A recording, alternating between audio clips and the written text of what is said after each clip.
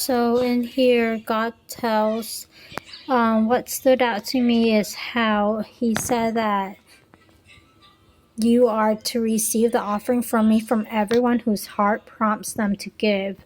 So I guess not everyone is prompted to give, but the people who is prompted to give, Moses will receive their gifts. And so I think it's actually similar to tithing and giving nowadays, that God wants a cheerful giver.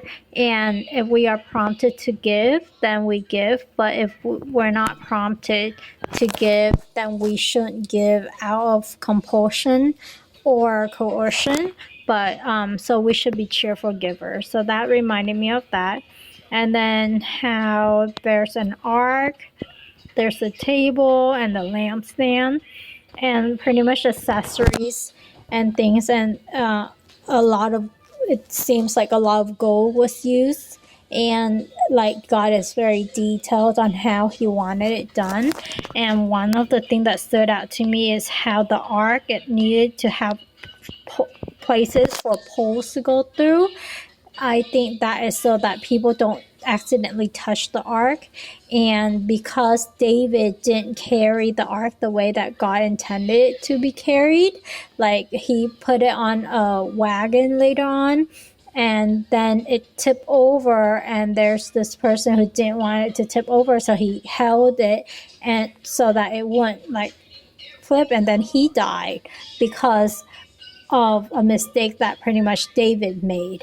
And he did it out of good intention, but he still died because the ark was pretty much considered holy and he shouldn't have touched it. So there were a lot of, God is very, I guess,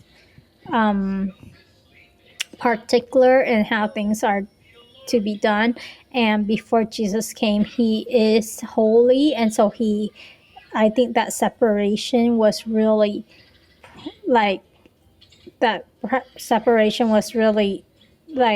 obvious or seen very through the way that he interact with people and even the objects that are used to worship him. And so I'm actually very glad that I live in the New Testament time.